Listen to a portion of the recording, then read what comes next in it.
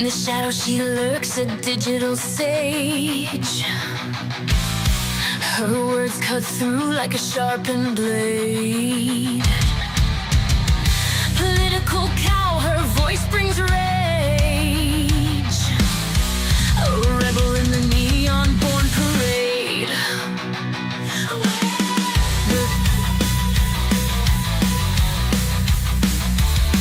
With a keyboard she wields her might, piercing lies with truth's own light. Drifting through the endless night, exposing wrongs to make them right. Political cow calling out deceit through the screens where fake news meet. She saves us from the twisted tale. Her knowledge fights where logic fails.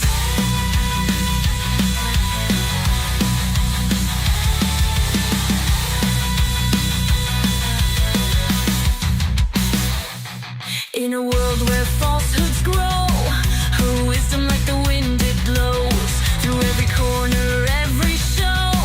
A beacon where the lost clouds glow. Political cow calling out deceit through the screens where fake news meet. She saves us from the twisted tale. Her knowledge fights where logic fails.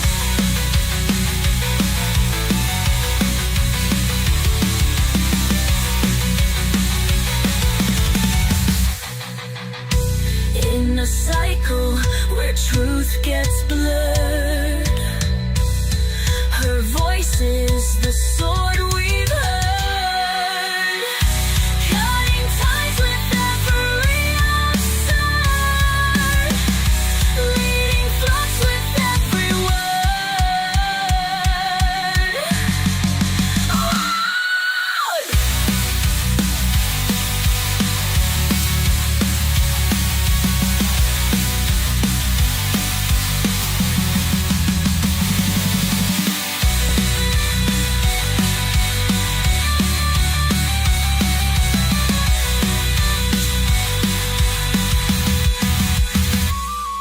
In a world where falsehoods grow, her wisdom like the wind it blows through every corner, every show.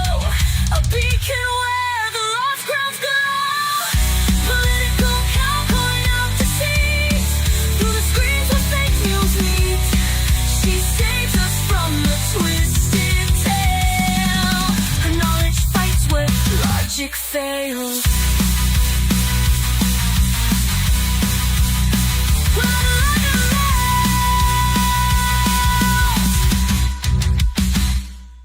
In a cycle where truth gets blurred, her voice is the sword we've heard, cutting ties with every absurd, leading flocks with every word.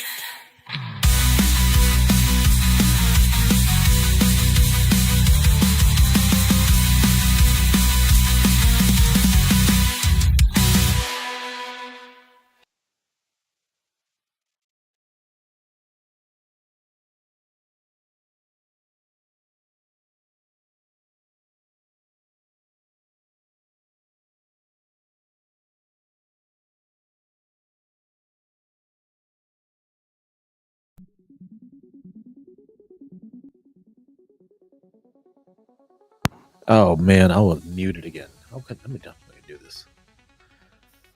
All right, so muted, but there's a phenomenal speech I want to say given last night. First time I've ever seen somebody thrown out of Congress. Is it Al Green? Is that his name? Anyway, waving his cane at the other side, and all of a sudden you see Democrats starting to clap a few of them because they don't want to be next. But there's a lot of good stuff communicated. What I want to take a look at this evening real quick is the presidential daily briefing, which, again, going to go over some highlights of Trump's accomplishments, some of the things that he talked about in the State of the Union. Let's roll with it. I'll publish a unedited version of this, which is what we're going to watch here. Once I get all the pieces pulled together on it, I'll publish that and then take a look at it again in the morning, just uncut version of it. But let's take a look at Caroline's briefing. You know, they call them a daily briefing, but they don't really hold them daily. Maybe they're just getting going here, and then they'll have a daily briefing that actually happens daily. I don't know. Let's see what's going on. I'm interested in what the questions will be that get thrown at her, but let's see what they got going here. Hello, everybody. How are we? I apologize for my tardiness. It's quite the newsy day, and I was with the president talking about that news, so I look forward to taking your questions on it. But first, I want to talk about President Trump's historic and incredible speech last night. The American people and the entire world watched President Trump powerfully lay out how he's renewing the American dream in a record-breaking joint address to Congress. And Americans loved what they heard. According to a CBS YouGov survey, an overwhelming 76% of those watching approved of President Trump's speech last night. The president spoke about how he's taken more than 400 executive actions on his key promises. The expectations were high. Now, keep in mind, again, what does it say? CBS News poll? YouGov CBS News poll? CBS News is extremely liberal. Famously, they're I think the biggest anchor that they had, Dan Rather, effectively had to self-resign after pushing fake documents during the George Bush presidential run back in the 2000s, pushing fake documents about him. I don't remember exactly the nature of them. I'm assuming it was related to his service in the military during the Vietnam War era. But extremely liberal publication. And their poll is showing a 76% approval rating. And the Democrats, of course, are only saying that, you know, they've tightened up their messaging. They're really happy with it. But they're just focused on the messaging, reframing the same garbage that they've been trying to push on people and just saying it in a different way. I don't think that's what's the problem here. They perhaps all need to resign, or the people that are voting them in need to vote them out and get people that are more aligned with where they stand politically, what they actually believe in, because that's what's really the problem here. And President Trump is 76% exceeding though. them. According Unreal. to brand new polling from the Daily Mail, President Trump has never been more popular, as his approval ratings are reaching historic highs. More Americans believe America is headed in the right direction than the wrong direction. Everyday Americans love this president because he tells it like it is, no matter what, and he did that last night. President Trump level set with the American people on the economy and exposed how badly Joe Biden screwed it up by causing the worst inflation crisis in 4 decades. President Trump was honest about where we are while making clear that help is on the way. As the president declared last night, he will make America affordable again. Last night, you also saw who motivates the president to work so hard. Everyday Americans, who President Trump shined a spotlight on last night in his speech. From Mark Fogel, who President Trump was finally able to reunite with his family and his beautiful 95-year-old mother after being detained in Russia, to Peyton McNabb, whose heart-wrenching story motivated President Trump to end men in women's sports, and to Allison and Lauren Phillips, the mother and daughter and sister of Laken Riley, who President Trump honored by signing the Laken Riley Act to ensure her name will live on forever. In other amazing and surprise moments, President Trump honored the life of Jocelyn Nungare, who was brutally murdered by illegal alien gang members. He ensured Jocelyn will never be forgotten by renaming a national wildlife refuge in her home state of Texas to honor her life. And in one of the greatest surprise moments of the night, DJ Daniel, an incredible 13-year-old boy who is beating brain cancer, saw his dreams fulfilled by President Trump when he was made an honorary Secret Service agent. And finally, after nearly 4 years, President Trump delivered justice for the families of the 13 American heroes who were killed at Abbey Gate in the Biden-botched Afghanistan withdrawal, which was one of the worst humiliations in the history of our country. President Trump announced that we have detained Mohammed Sharifullah, the monster who was responsible for that horrific attack, and he was delivered to Dulles Airfield earlier this morning. On his first day in office, President Trump's national security team across the federal government prioritized intelligence gathering to locate this evil individual. President Trump's team shared intelligence with regional partners such as Pakistan, who helped identify this monster in the borderland area late last month. Mohammed confessed to his crimes related to Abbeygate and other attacks in Russia and Iran as well to the Pakistanis. And U.S. law enforcement officers traveled to Pakistan over the weekend, where he again confessed his crimes to the FBI. As President Trump said last night, this killer will now face the swift sword of American justice for these atrocities right here on United States soil. Joe Biden was responsible for this botched withdrawal, and he had 3 years to find this evil terrorist, and he didn't even try to get the job done. But President Trump campaigned on behalf of and grew very close to the Gold Star families. He promised them accountability, and last night he kept his promise. He spoke to those Gold Star families yesterday ahead of his speech in an incredibly heartwarming call to share this incredible news. And as President Trump asked in his speech last night, how could anyone possibly be opposed to any of this action that he is taking? Well, apparently, the modern-day Democrat Party could.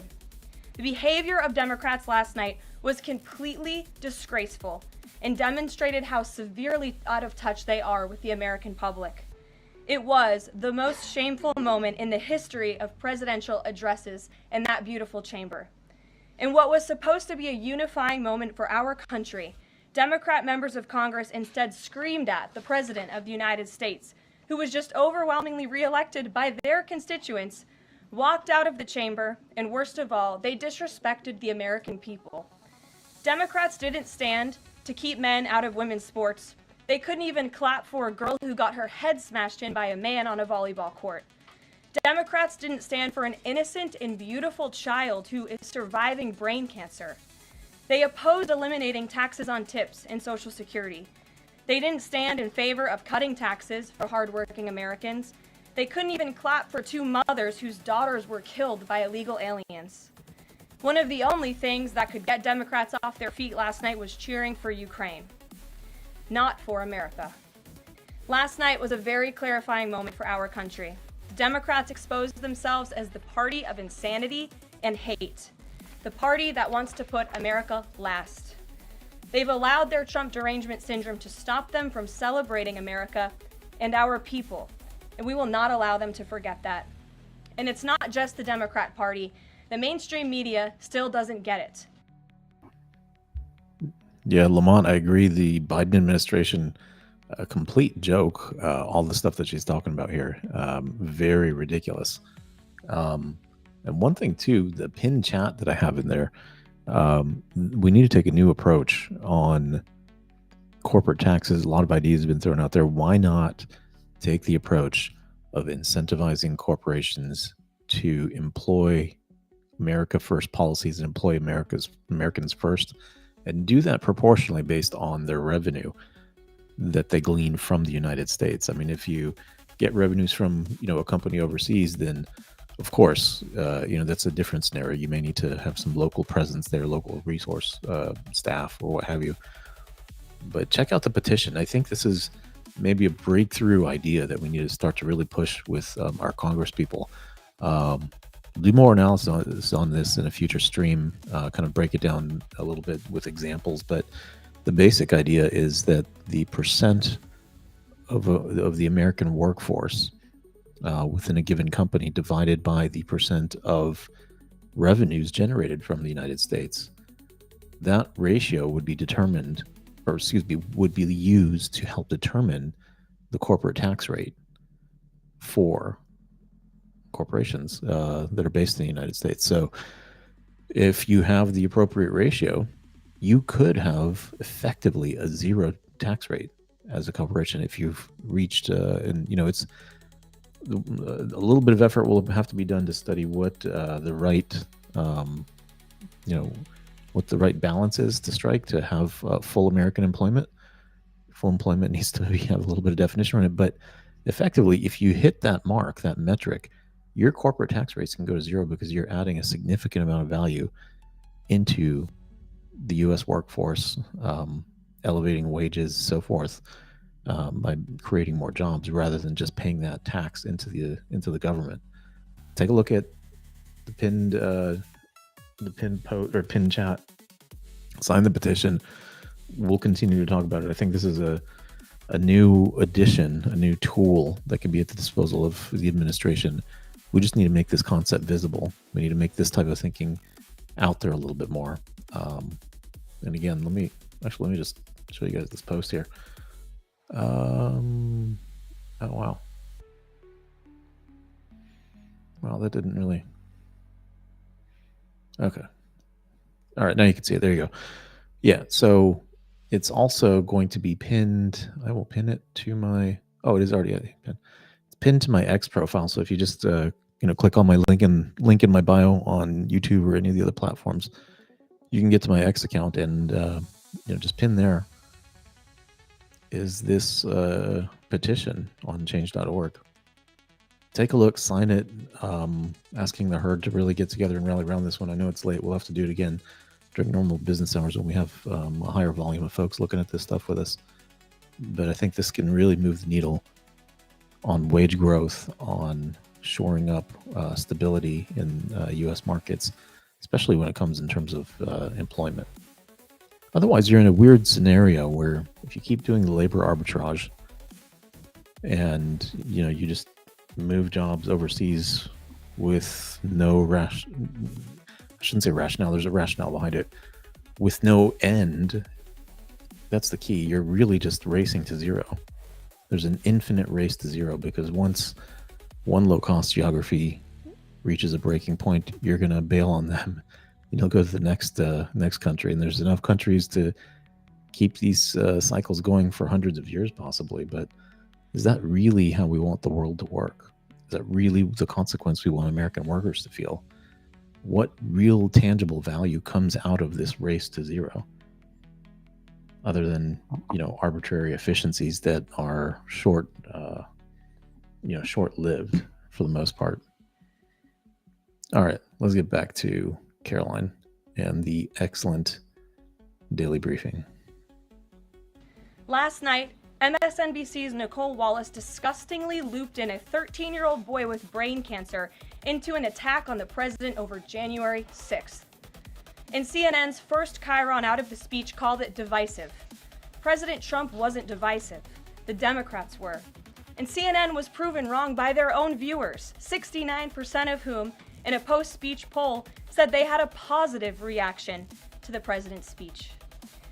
It's sad and frankly pathetic that Democrats and liberals in the legacy media continue to allow their hatred for the president to override their love for our country. But nevertheless, the president will continue to unify this nation through policies that are grounded in common sense and that uplift all Americans. We have an individual in our new media seat today, Mary Margaret Olohan, who is the Daily Wire's first ever White House correspondent. Congratulations, Mary Margaret. The Daily Wire was founded 10 years ago by Ben Shapiro. The Daily Wire now has over 1 million paid subscribers, a monthly network reach of 138 million, and has evolved into a leading conservative multimedia giant. They are now the 5th largest podcast network in the world and home to some of the top-ranked shows. With that, I will take your questions, and Mary Margaret, why don't you kick us off? Thank you so much, Caroline. It's great to be here. Thanks. So I had 2 questions, if that's okay. The first Sure. on last night and the second on Maine. You talked about behavior from Democrat lawmakers, a lot of disruptions, and I just wanted to kind of go back to that. We saw Democrat lawmakers not stand for Laken Riley, for Peyton McNabb, for the son of a slain police officer and 13-year-old cancer survivor. What are the optics of that nationally, just in terms of not just the people who were in the room last night, but across the nation? And also, was President Trump expecting this type of behavior when he was crafting his speech? So I gave a quote to one of the media outlets in this room yesterday that Democrats behaving like children would be the least surprising thing of the night. And unfortunately, that quote did turn out to be true. I think the president and everyone, frankly, was surprised by the Democrats refusing to stand for not the president's policies, because frankly we expected that, but for the everyday Americans who President Trump was shining a light on their stories. Mark Fogel, for instance, an American school teacher who was detained by the Russians. President Trump freed him. If Joe Biden had done that, they all would have been on their feet. But because of came from President Trump, they weren't. So we think it's very sad, but we're very proud of the president today. And the American people are the people that this president cares about most, and the reviews are in, and everybody loved his speech. Thank you. And then on Maine, we know that the governor of Maine has really pushed back against the president's executive order saying that boys should not be in girls' sports. I spoke with a lawmaker from Maine this morning who told me she'd been censured by state lawmakers for calling a man and speaking up on this. What is the next move for the White House in this battle to protect the integrity of women's sports? Yeah, well, the Department of Education has sued the state of Maine. As you know, there's ongoing litigation. The president has made a commitment to ensure that states are being held accountable if they continue to allow. Hey, I don't know if I put the comment up there or not. Here we go. Turv has asked, what did Caroline do with the $350,000 of campaign contributions that she failed to report? What did she do? Last I heard, her campaign, or from that failed run for Congress, that campaign was actually in debt. So what did she do with the $350 of campaign contributions? I don't know. I think she and her husband are extremely wealthy, and that's like a drop in the bucket to them. Big dollars for the lion's share of the country, but that's like seriously a drop in the bucket for them. I doubt that there's any real need for them to kind of go after that to them again. You know, that pocket change. Allow men and women's sports, which he believes is an egregious violation of taxpayer dollars. And so that fight continues, and the president won't back down. Again, this is a common sense policy. 80% of the American people, including more than 60% of Democrats, do not want men and women's sports. So the president will stand by this commitment. Thank you. Gabe, good to see you in here. Good to see you, Caroline. A couple questions. One, can you confirm that the president held talks with the big three automakers today, speaking about potentially delaying tariffs? I can confirm, and I'm glad that you asked, because the president sent me out here with a statement directly from him on this. I saw it was reported earlier today by Bloomberg News, and he wanted me to share this with all of you. We spoke with the big three auto dealers. We are going to give a 1-month exemption on any autos coming through USMCA. Reciprocal tariffs will still go into effect on April 2nd, but at the request of the companies associated with USMCA, the president is giving them an exemption for 1 month so they are not at an economic disadvantage. So the three companies that he spoke to are Stellantis, Ford, and General Motors. They requested the call, they made the ask, and the president is happy to do it. It's a 1-month exemption. And the president just posted on social media that he had spoken with Prime Minister Trudeau. He says he's not satisfied with what the Prime Minister has said when it comes to fentanyl, but less than 1%, as you know, less than 1% of the fentanyl seized last year was in the northern border. What else does Canada need to do? Well, the president did just put out a statement on his call with the governor, Justin Trudeau, as he calls him, of Canada.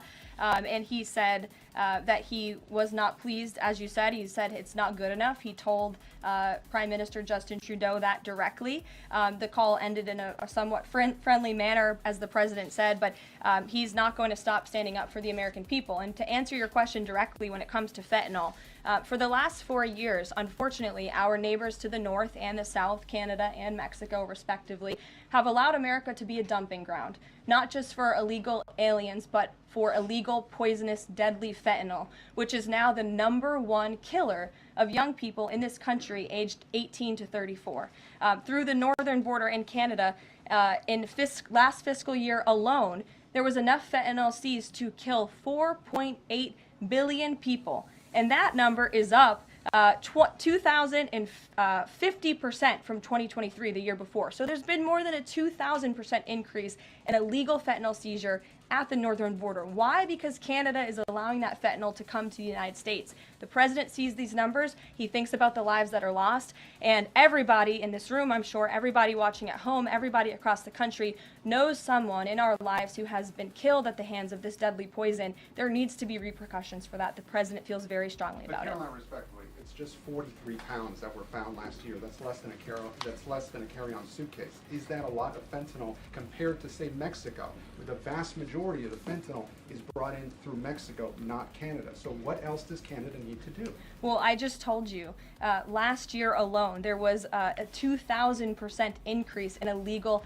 fentanyl. But it's only 43 You're asking me, pounds, Carol. you're asking me for what the president's justification is for these tariffs. It's not up to you. You're not the president, Gabe. And frankly, I think it's a little bit disrespectful to the families in this country who have lost loved ones at the hands of this deadly poison. If you talk to them, and this president has, they are grateful that they finally have a president who is standing up to both Canada and Mexico, and most importantly, to China as well. The president. Isn't this strange? Is anyone else finding this strange? The reporter is actually argumentative with Caroline here, and arguing that, hey, it's actually not very much. It's just a little bit of fentanyl that's coming through. Why are you guys making such a big deal? It's just a little bit of fentanyl. Like stuff like that, there's zero tolerance, right? We're working to get it to zero. Whether it's a suitcase full or what have you, I don't know, but I don't know what the real number is on that. But it's still just the argumentative nature and trying to push that narrative of it's not a big deal. It's just a little bit of drugs. Like, it's okay. I don't understand that mentality, and it's almost like looking for any gotcha to stump her, to stump the administration, to make them look bad. He's clearly, a liberal reporter, clearly has an agenda here, not just trying to, ask tough questions to shed light on policy, shed light on intentions of the administration or outcomes thereafter, or questioning, if they're having some unintended consequences. That's not what he's after. He's just trying to sabotage them in any way possible. And his current tact happens to be by saying that, hey, guess what? It's only a little bit of drugs, guys. Not a big deal. It's absolutely bizarre. And it goes to show you the level of distrust that exists in mainstream media and why there's so much more, so much more emphasis now on alternative mechanisms of, getting information. I say, let's just go watch this stuff ourselves. Let's listen to what they say, and you can kind of see the intent. Those sound bites that Rachel Maddow shows, she'll reframe this whole interaction here, make it seem like there's some hypocrisy involved. But you can't have one policy, on, the importation of illegal substances on one side of your country versus another. It's the same all the way around, and there's no tolerance for it. So it's just bizarre to me. And this is the same reason that the Democrat Party as a whole is suffering, is because they're focusing on messaging. And so what he's doing here is adjusting his messaging, trying to spin things in a way that will reframe it, make it seem like there's an exaggeration happening on the side of the president. And to what end, right? To what end would they go to try to do something like that, rather than going back and saying what would really be beneficial for the people to know as a reporter? What's beneficial in that regard? What would be beneficial? Now, this is for the Democrat politicians. What do our people really need to help them in their lives and in their livelihoods, to bring some value to them, to give them some benefit? That's never the approach. They're sticking with their same mindset, principles, failed policies, and they're just reframing them. It's the same old stuff, same old crap. They're just chat GPTing the language and saying that they've tightened up on the messaging. You hear them say that over and over again, like, oh, I'm really happy with the messaging that we've got going. I think it'll work this time. They're feeding the public the exact same junk, and they've just reframed it a bit. Added an additional 10% tariff on China because this deadly poison is being produced in that country. It's being distributed through our neighbors, and there needs to be consequences for that, period. Peter. Thank you, Caroline. If the U.S. has a longstanding policy that we do not negotiate with terrorists, then why is the U.S. now negotiating directly and for the first time ever with Hamas? Well, when it comes to the negotiations that you're referring to, first of all, the special envoy who's engaged in those negotiations does have the authority to talk to anyone. Israel was consulted on this matter. And look, dialogue and talking to people around the world to do what's in the best interest of the American people is something that the president has proven is what he believes is good faith effort to do what's right for the American people. Is it just about the hostages, or are they also talking about the president's plan to take over Gaza? These are ongoing talks and discussions. I am not going to detail them here. There are American lives at stake. I would defer you to the Department of State for further details, but I'm not going to get into those talks here at this podium. We know that some officials here were miffed that Zelensky showed up last week without a suit for his meeting in the Oval Office, but Elon Musk never wears a suit. He did last night. So what is the dress code? Well, Elon Musk wore a suit last night. I'm sure you saw it. Was he spooked by the Zelensky getting kicked out? No, I don't think so. I'm just pointing out that he did wear a suit last night, and I think the president liked that very much, and he looked great. Speaking of the president, he just passed me a note while I'm standing here. He wanted me to hold this up. This is the poll that I cited, the CBS YouGov poll that shows that 76% of those who watched the president's speech last night approved of his speech. And so it goes to my earlier point that I made in my monologue about how incredibly sad it is that we have a modern day Democrat Party who is so severely out of touch with the American public.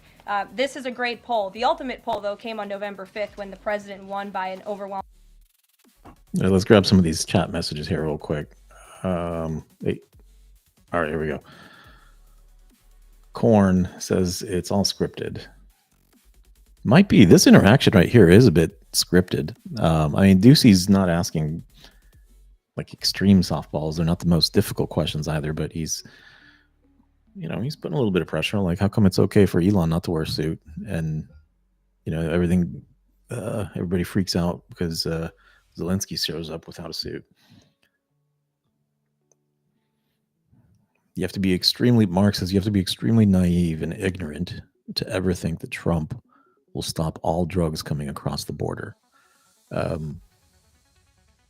think that there's a difference between intent and policy and the mindset that you take when you're trying to accomplish a task versus acknowledging that we have humans involved and, perfection is not something that goes hand in hand with being human, unless it's the idea of that we will always find a workaround or always find the exception to the rule. That's just the nature of it. But it's not okay to just be dismissive and say, oh, it's just a little bit. Like, it's okay. It's not going to matter, right? As Caroline was pointing out, it does matter to those families that have been impacted. All these things are distractions away from the fact that Trump is going to usher in. Okay. Patricia, why are we not getting these people out of our White House?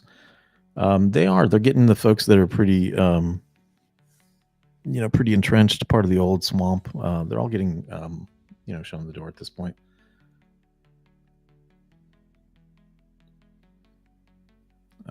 Stop with the gun smuggling south and north. Yep, that'll probably be a good thing to focus in on that. It's because the administrative justification of those tariffs proposed by Trump is that it's a matter of national security. This is how they're currently happening through the executive branch. Yep. Good point there. Instead of Congress, there is no national security emergency. Okay. There's not just one national security item. It's a compounding effect. The drugs is one piece. The immigration, unchecked borders is, I think, the bigger, item around it, right? Where that comes into play. That, should they not put the appropriate controls on their side, this is the consequence, right? And you saw Mexico put quite a few troops on the border, on their side of the border, trying to get these tariffs lifted. probably more work that needs to be done, but it's having some behavior change almost immediately. So, the idea that there's no national security emergency, there's been an emergency going on in many respects. Nobody's wanted to characterize it as that or really address it in the right way. Excuse me, not the wrong way. I don't want tariffs on Canada specifically because Ontario controls all of Minnesota's power grid. My energy bill is about to go through the roof. Ooh, that's a tough one. Let me look that up. Hold on a second. How much? Oops. How much?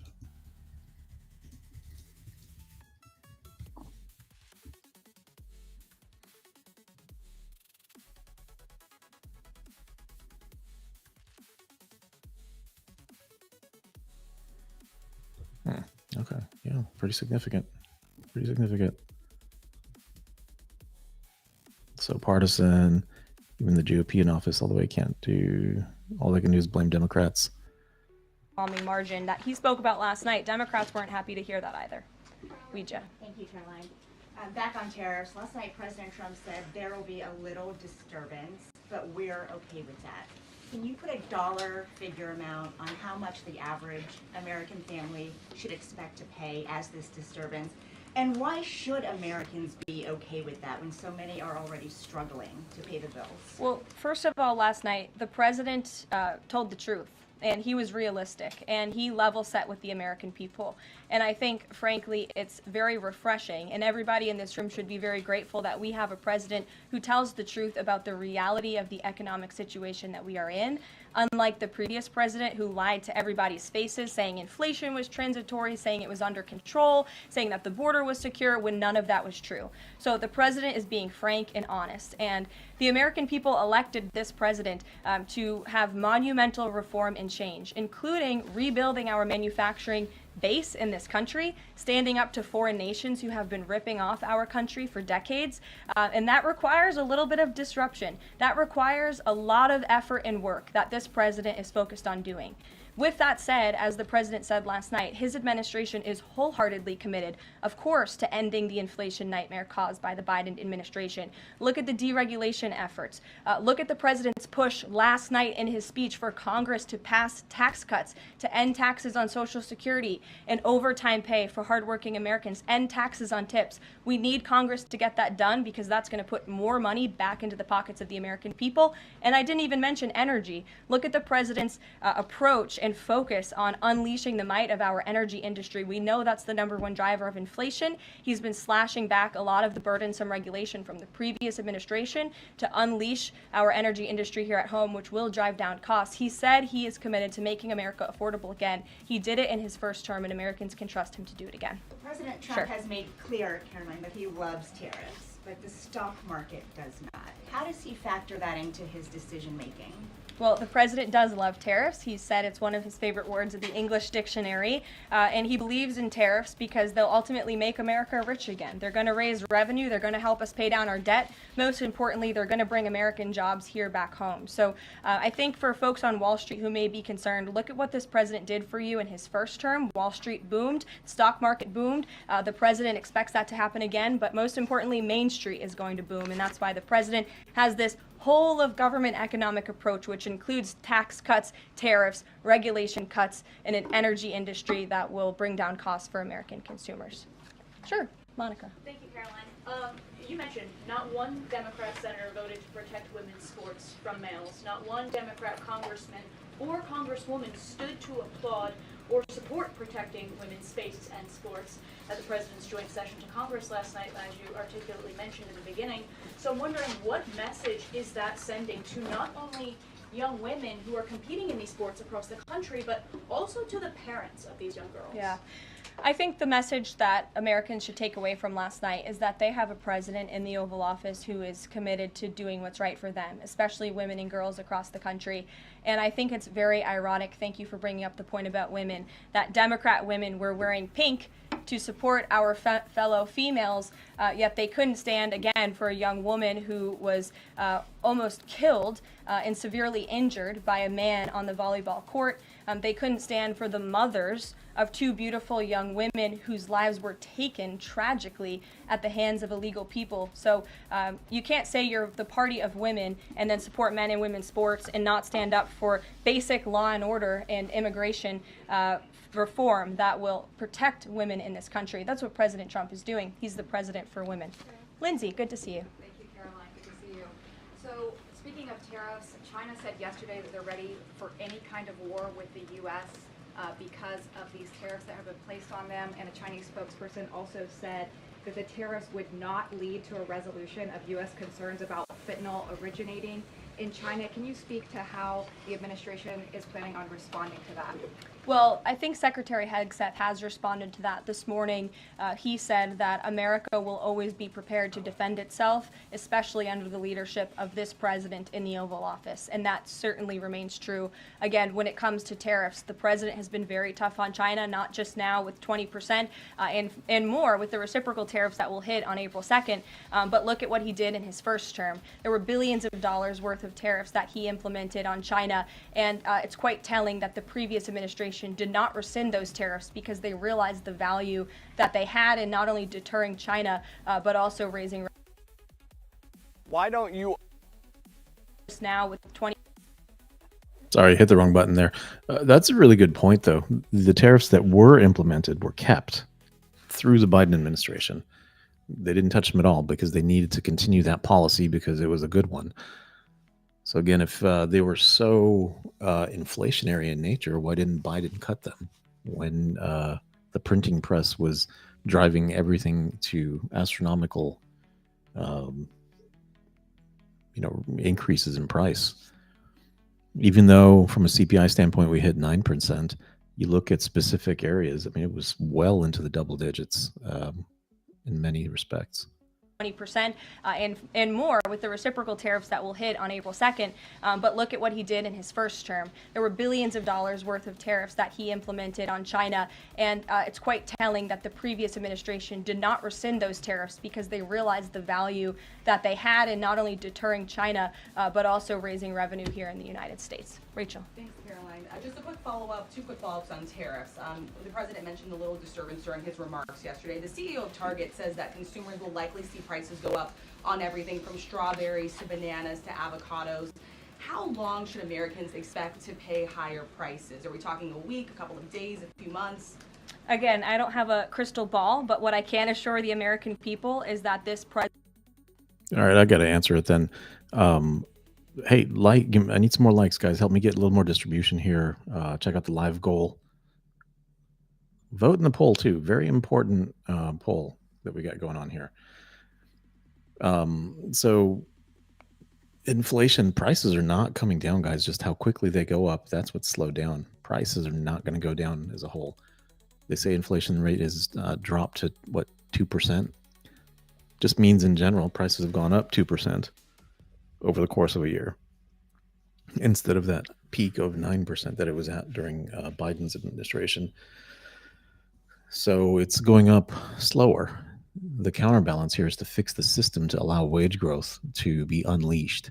And that's exactly what you guys need to take a look at that pinned chat about. It's not an advertisement. It's a real proposition. It's a real petition out there on change.org that we need to try to push politicians on to rethink how we do corporate income tax, to allow that to be a driver for changing the system and driving real wage growth.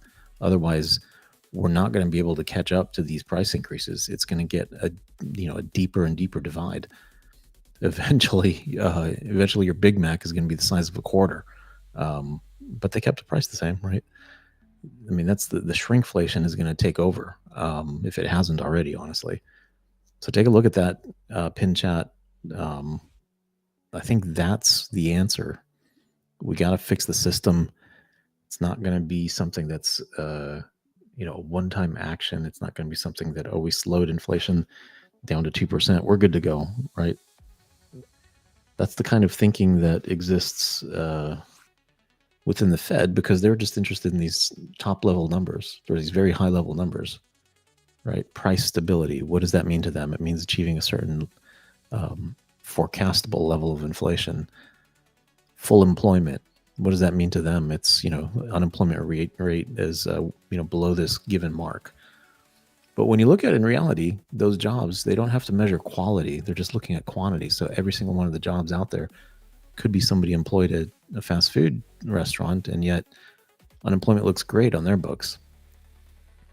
They do look at wage growth and some other things, but the dual mandate, unemployment, price stability, the tools they have at their disposal, repurchase of government treasuries, setting interest rates accordingly, giving market direction and intentions. Those are the things that they use to move markets, but it's not going to be sufficient to follow that model any longer. That's been in place for well over a decade since the financial crisis of the quantitative easing. We need to find a real growth engine for individuals, for families, to help them maximize and accelerate wage growth in a real way based on value, not something that's artificial and just handed out. Because again, that comes back to the printing press. All right, let's get back to Caroline. I have sidetracked sufficiently. President in this administration is doing everything they can. And I would remind you and everybody else in this room that it's because of the previous administration's economic policies that Americans were left with record high inflation. Inflation throughout Joe Biden's entire 48 months in office was at or above 3%. It hit record highs, as you know. And there's a whole list of what the Biden economic disaster this president was left to clean up. It's been a month, but he's working hard every single day to do just that. Follow up on the carve out. Sorry to cut you off there. The U.S. imported $43 million worth of eggs from Canada. I know you mentioned some of the exemptions when it comes to automakers. Will there be any other carve-outs, including for eggs? We know prices are soaring for Americans. The president is open to hearing about Including some of the exemptions. He's working hard every single day to do just that. Follow up on the carve-out. Sorry to cut you off there. The U.S. imported $43 million worth of eggs from Canada. I know you mentioned some of the exemptions when it comes to automakers. Will there be any other carve-outs, including for eggs? We know prices are soaring for Americans. The president is open to hearing about additional exemptions. He always has open dialogue, and he'll always do, what's right, what he believes is right for the American people. But again, as for the egg crisis in this country, the president is wholeheartedly committed to ensuring we're increasing our egg supply, and we're also bringing down cost. And Secretary Rollins has been all over this issue. She comes from an agricultural background and family. That's why she's leading that very important department. She wrote an amazing op-ed in the Wall Street Journal. She's been all over the media talking about her plan. She has a real plan. The president endorses it. And he even, gave her an off-the-prompter shout-out last night to say, Brooke, I'm counting on you. It's an important issue. And this White House is working with Secretary of Agriculture every single day to address this issue. Sure. Jordan. Thanks, Caroline. So, what does it say that the Democrats, while they couldn't stand for Americans or stand for victims, they stood for war and clapped for war and clapped for 5 more years of war?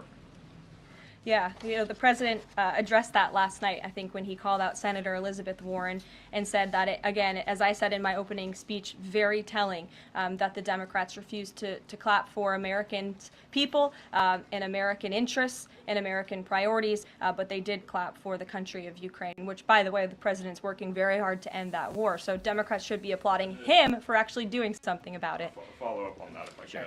You've spoken recently about how what happened in the Oval Office last week gave Americans an inside look into behind-the-scenes discussions with Zelensky.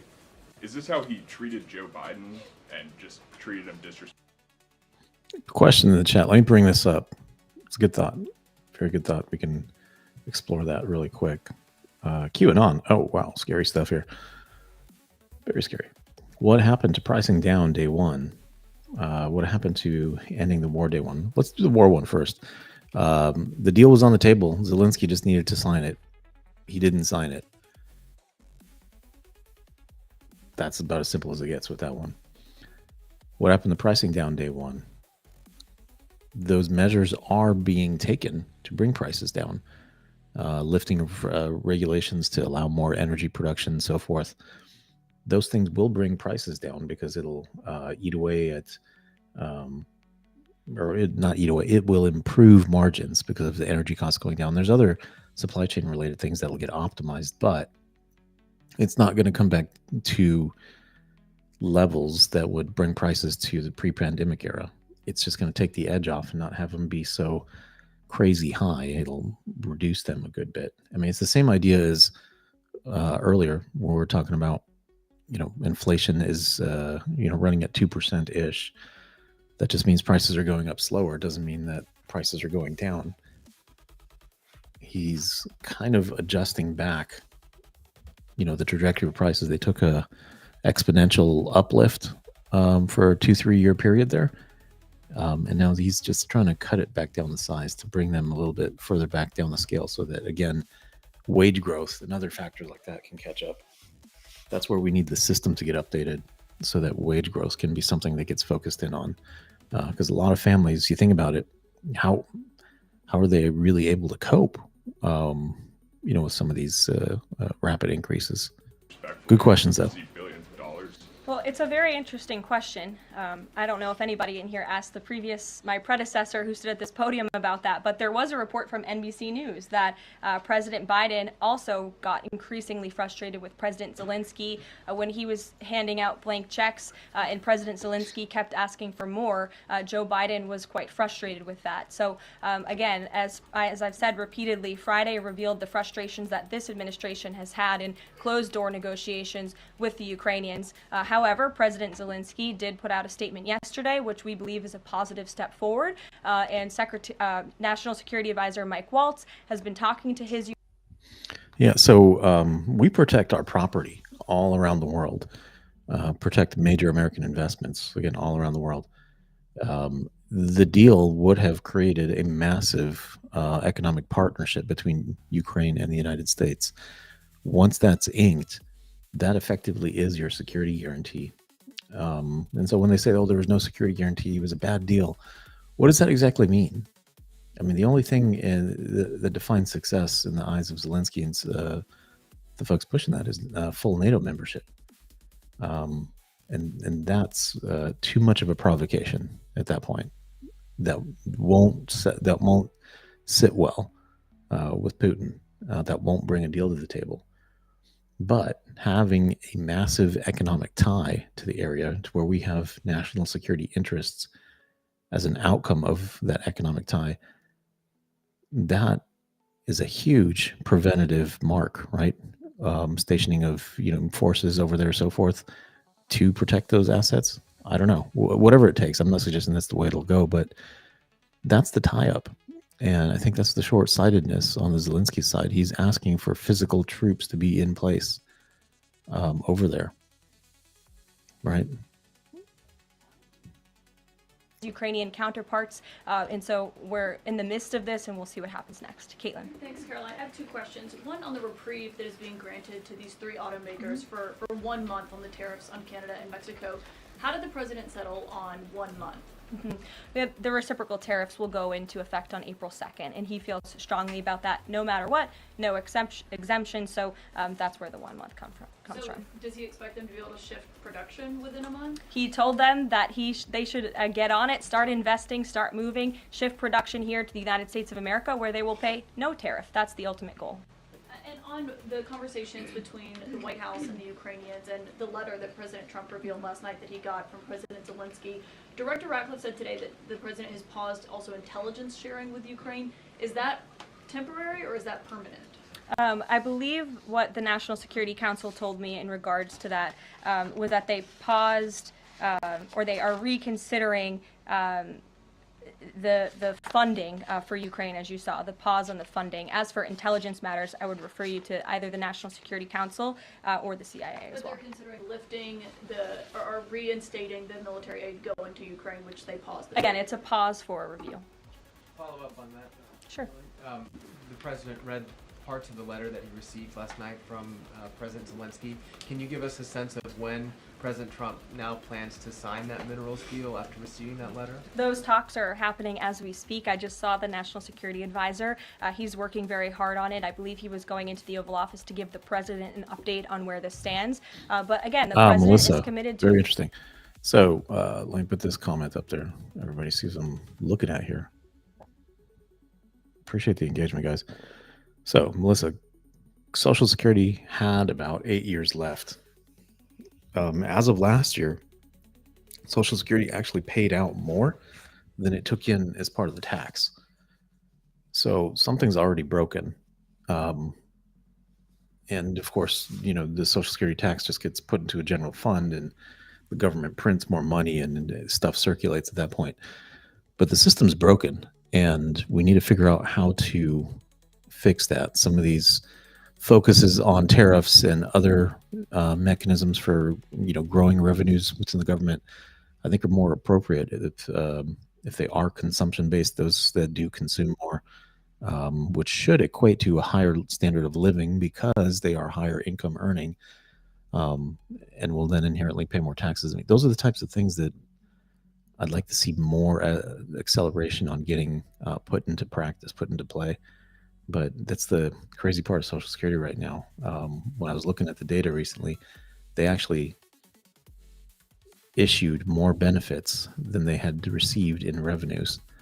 But again, the unfortunate nature of the government as it has been, they're not watching data that closely. And this is why Elon's taking such quick action and easy action, is because he can find these types of discrepancies across the board, or this type of, it's honestly mismanagement that's happening. People are just not keeping their eye on the ball. And that's why they're able to so easily find these quick opportunities to execute on. Peace deal. He wants to see this war end. And I think that President Zelensky's message, which he also shared on X as well, is a positive sign in the right direction. The president also said that the United States was reclaiming the Panama Canal. The president of Panama this morning, or at some point today, said that President Trump was lying.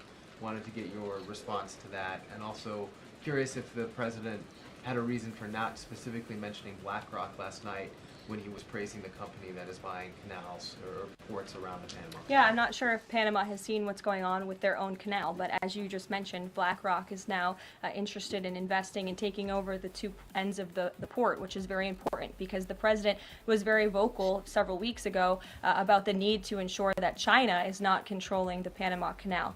This is a very important place for the United States of America. We also saw that the Panama Canal lifted fees on our U.S. naval ships that are going in and out of the canal. That's a win for the United States of America, and the president will continue to ensure that the Chinese government, the CCP, cannot be infiltrated in the Western Hemisphere, and certainly not in the Panama Canal, which is a very important place for our country. Dasha. The president continues to call the Prime Minister of Canada, Justin Trudeau, Governor of Canada. I'm curious what he means by that, and if there are any plans that are moving forward with trying to make Canada the 51st state. And I have a follow-up on the economy as well. Sure. Well, the president put that in his... Why? Where's this lady been asking this question? I mean, I don't even understand why she's asking that question. Let's see how it's responded to. She's already got a smile on her face. Like, really? His True Social account, or his True Social post earlier today. He feels strongly that it would be very beneficial for the Canadian people to be the 51st state of the United States. They wouldn't be paying for these tariffs. They'd have much lower taxes if they were part of our... All right, some big time facts here, Logan. If you tax the billionaires, all that does is tax consumers. And it should also be pointed out that if you take all the billionaire family assets away, there's 1,000 billionaire families in the United States, you take all their assets away, and you won't be able to run the government for a full year. It's like, say, 6 months, 7 months, something like that. If you actually did that and took all their money away, which if you want to raise taxes on them, say their tax rate goes from 10% to 15% or something, right? You're clearly not taking all of their money away, and the amount they earn every year is far less than their net worth, right? They own a lot of properties, companies, so forth. If you were actually to sell all their companies, properties, and take all their money away of those 1,000 billionaire families, you wouldn't be able to run the government for a full year. And so raising taxes and, take money from the rich, so forth, it's not going to solve the problem. Again, you would just be taking money and throwing it into a system that's broken. That system is what needs to change. The tax policy that I have in the pinned chat is one step towards kind of rewiring or short circuiting what's happening right now and making the system favor American labor, American workers, America First policies to help with our growth. So more work has to be done to actually rewire and rework the system as it stands now, because it's not working for majority of Americans. All you got to do is look at the income percentiles published by the IRS and some of the other data that's out there. You can look at the Redfin surveys that are done on, I believe it's semi-annual at minimum. So the last one I remember was from November, where they cited 71% of Gen Z voters could not afford to pay rent consistently on a month-to-month basis. 50% of the country could not afford to pay rent consistently on a month-to-month basis. 25% of the country skipped meals so they could pay rent. All of that stuff, and you can watch as Redfin's, taken this survey, just household affordability rates. They've taken this survey for years, and so you can watch over the past 4 years these numbers just begin to escalate. The 50%, at one point was like 39, 38, 38, whatever, and it's quickly escalated because of inflation and because of a lack of wage growth. So those are the things that are indicators that the system is broken. And when they say, look at the stock market, Dow's at all-time highs, S&P's going crazy, those numbers are not for the people. Those numbers are for those who own a lot of assets. And again, the system is broken to where if you print money and throw it into it, that money will just flow into asset values eventually. And I know some people will start to entangle that with like, oh, well, the banks are the ones that inflate because they lend out money and they don't have anything backing it and so on and so forth. And that's all part of the calculation, though. When the Federal Reserve prints money, there's an amplifying effect that they're counting on banks doing. That's part of their calculus, right? But the bottom line still is that they're doing the printing press. It just gets amplified to a given degree by banks and other actions in the economy. Anyway, bottom line is the system is broken. You can't just throw money at it and expect it to work again. Great country. On the economy, you and I traveled the country during the campaign. This is an issue that so many voters decided to cast their ballots on, and they voted for President Trump. He has started to have that realistic conversation with the American people, that disturbance comment last night. But I'm curious if you can be real with Americans right now as all of these factors are playing out. Are things potentially going to get worse before they get better? Look, I've now been asked and answered this same question just. It's very true. These reporters need to get a little more creative, have more topics at hand or something. They literally are asking the same question in a different way every single time, over and over. I'm glad she's getting frustrated. She should, because you want to tell the American people a story. You want to give them information that's satisfying, and yet you're not even given an opportunity to. Given to me in different verbiage of 3 different times, and I will answer it again in an effort of transparency to the American people, because this is an important issue and the American people, this president understands that it is. And again, that's why in his joint address to Congress last night, he addressed this issue with a realistic and honest approach. He talked about what this administration is doing to unleash American energy and to make America affordable again, and this administration is wholeheartedly committed to doing it. And I would remind the American public that the first-term record of this president speaks volumes. That's why they reelected him, because they know that he can fix our broken economy, and it's very, very broken from the previous administration. Stephen.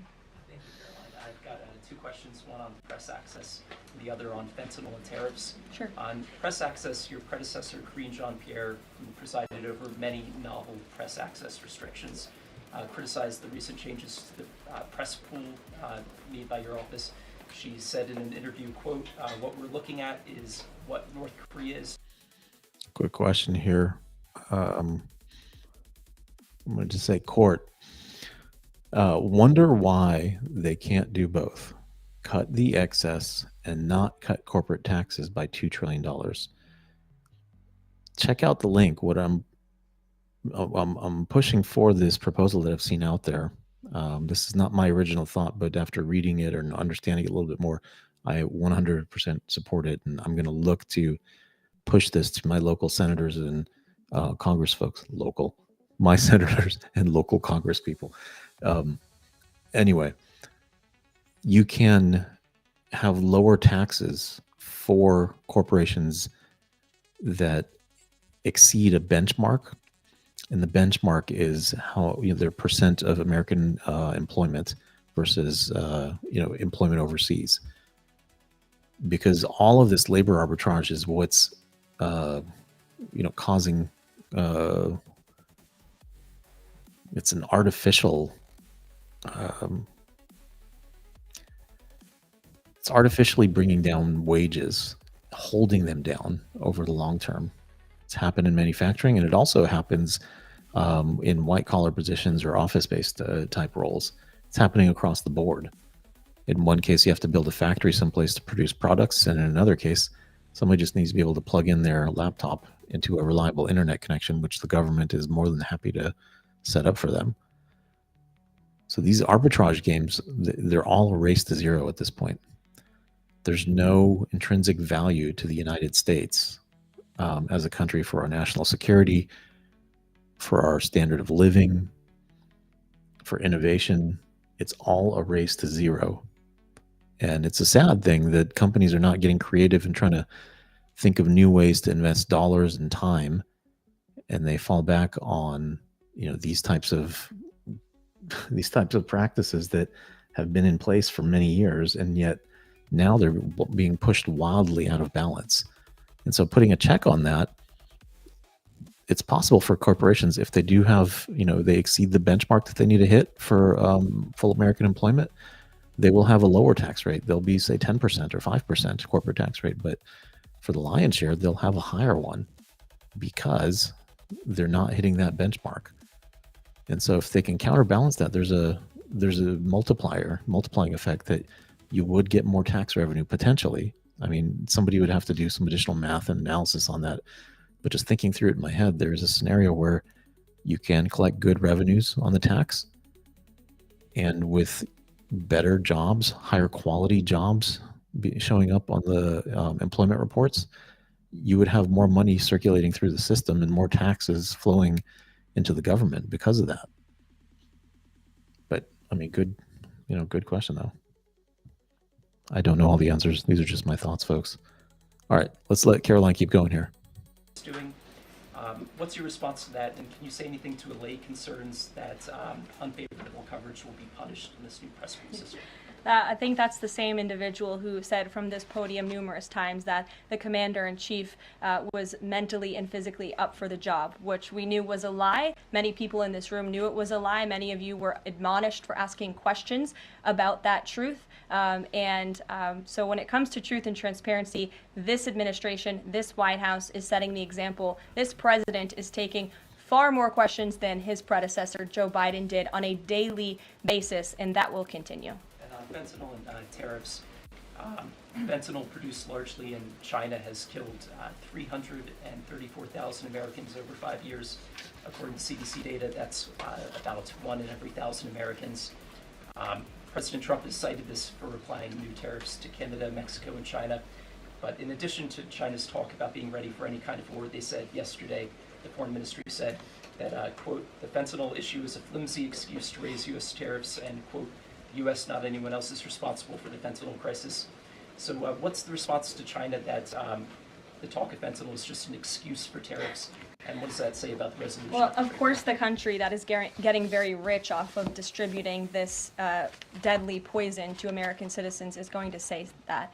Again, the president knows where the American people stand on this issue. Fentanyl overdoses. Dasha brought up all of us campaigning all across the country. They talked about inflation. They also talked about the border, the illegal immigrants that we're pouring through, but also these deadly drugs. And again, the president keeps in mind those families every single day when he is making these tough decisions. But it's a necessary decision, and he's no longer going to allow the United States of America to be a dumping ground for illegal immigrants and for illegal drugs that are killing our nation's people. This is the #1 leading cause of death in our country, and there needs to be action taken to ensure that that cannot continue. Thank you very much, guys. We'll see you later. Thanks, Caroline.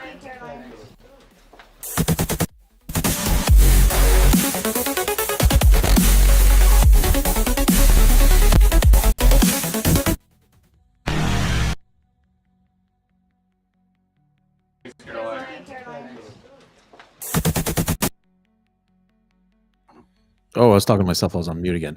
All right. Stopped it on the end clip there. I will publish this just as part of, the like the uncut version outside of the live stream. I think it's important just to have easy access to these things. I tried to get a higher quality version of it out there. But again, really good points that were walked through, and you can see the attempts by certain members of the media to just poke holes for the sake of, especially when they were talking about fentanyl. And the case was, he was attempting to make the case that it's not a big deal on Canada's side. They don't, you could just forget about it. It's not too many drugs that are coming across the border. It's not a big deal. Right? I mean, that's a real head scratcher. Like, how can you take that perspective on it? Let alone, how can that be what you're throwing at the administration and trying to be critical of them? Absolutely bizarre, right? Again, the families and anybody that's been affected, it's ridiculous, right? Too many fence sitters, says Big Dipper. My mix cap. I'm reading things backward. I don't know where this cap came from. But hey, folks, like and subscribe. I'd very much appreciate it. Join the herd. I mentioned in the chat, we'll look at creating a Discord here. I'll post a release date on there, because a lot of times, we close out a live and there's still discussion to be had. We can kind of carry that over into that Discord to allow the dialogue to continue. Post resources and links, and just kind of unify things between politicalcow.com, the Discord, and the live streams. There's so many things going on. We have enough time to kind of focus in on certain things that helps summarize and bring things together. But I do appreciate everybody just putting their thoughts out there. I didn't take any guest calls tonight. I might have accidentally left the link in the description, so apologize if you guys click the link through trying to call in to share your thoughts. We'll do that another evening. I didn't have sufficient time this evening. Just maybe we'll do this maybe on normal business hours next go around. But anyway, like and subscribe. We'll be back again soon. I will look to push some content out there in the morning. So be on the lookout for that. It'll get released to channel members first.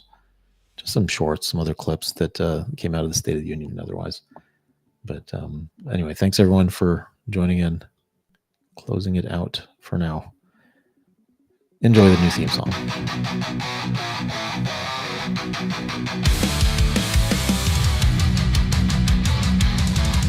In the shadow she lurks, a digital sage. Her words cut through like a sharpened blade. Political cow, her voice brings rage. A rebel in the neon-born parade.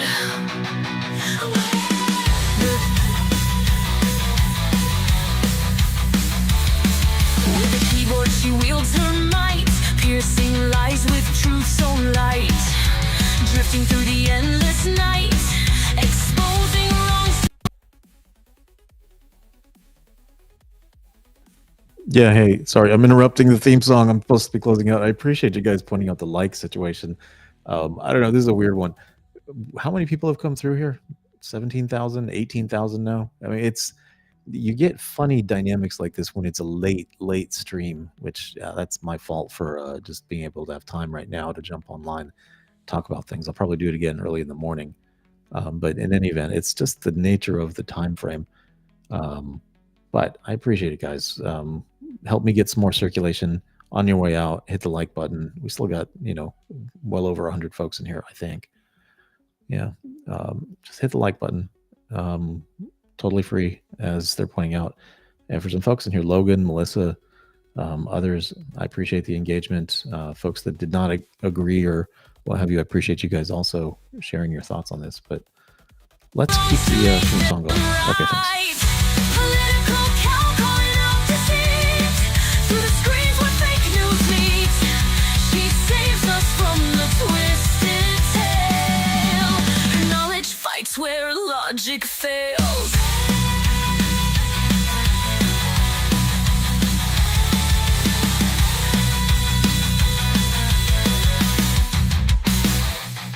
In a world where falsehoods grow, her wisdom like the wind it blows through every corner, every show. A beacon where the lost crowds glow. Political calling out to sea. Through the screens where fake news meet, she saves us from the twisted tale. Her knowledge fights where logic fails.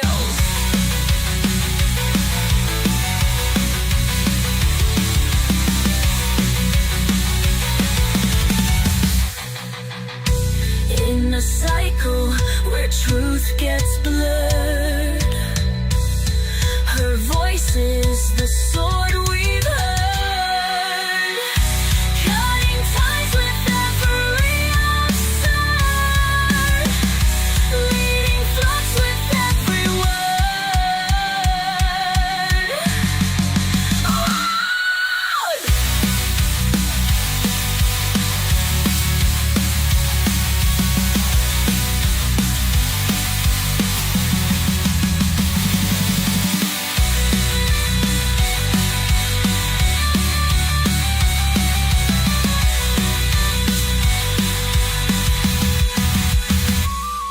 In a world where falsehoods grow, her wisdom like the wind it blows through every corner, every show. A beacon where the lost crowds glow. Political calling out to sea. Through the screens where fake news meet, she saves us from the twisted tale. Her knowledge fights where logic fails.